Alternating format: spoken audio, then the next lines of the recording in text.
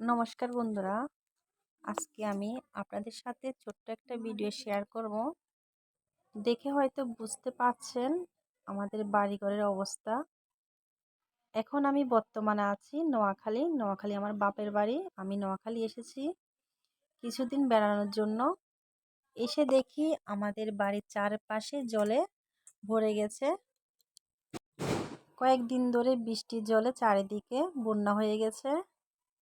আমার বাপের বাড়ির অবস্থা খুবই খারাপ হচ্ছে। বাড়ির চারপাশে জল, বন্যার জল, বাড়ির চারপাশ, বাগবাগিচা, আঙ্গিনা সব জায়গায় জল। আমরা বাড়ি থেকে বের হতে পারছি না। আমাদের দৈনিক জীবন অনেক কষ্টে কাটছে। আমি আগে জানতাম না আমাদের বাড়িতে এরকম বন্যা হয়েছে, তাহলে আমি আসতাম না। এসে দেখি আমাদের চারপাশে জলে থই থই করছে। বাড়ি থেকে বের হওয়ার মতন অবস্থাতে নেই। আমাদের এখান থেকে বাজার অনেক দূর, কিন্তু এই জল দিয়ে বাজারে যাওয়া অনেক অসুবিধা।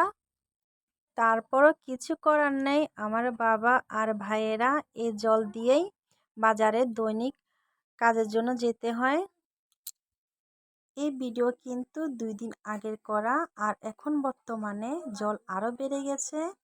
2 দিন আগের ভিডিওতে দেখতে পাচ্ছেন জল কতটুকু হয়েছে। এই যে দেখতে পাচ্ছেন আমাদের উঠানে জল অল্প একটু আছে। এখন কিন্তু 2-3 দিনের বৃষ্টিতে জল আরও প্রচুর পরিমাণে বেড়ে গেছে। চারিদিকে জল থাকার কারণে অনেক অসুবিধা হচ্ছে আমাদের। এখন বর্তমানে আমরা জলবন্দি, বন্যাবন্দি।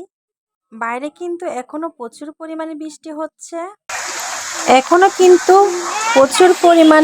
হচ্ছে। দেখে হয়তো বুঝতে পারছেন আপনারা। বৃষ্টি এখনো কিছুতে থামছে না। আর ঘরের ভিতরে থাকা বাচ্চাদের অবস্থা তো দুর্দশা, কারণ তারা বাইরে গিয়ে খেলাধুলা করতে পারছে না। তাদের অবস্থা অনেক খারাপ। আমাদের এখানে রাস্তাঘাট পুরোপুরি ডুবে গেছে। জানি না কবে এ জল নামবে, কবে আগের মতো স্বাভাবিক হবে।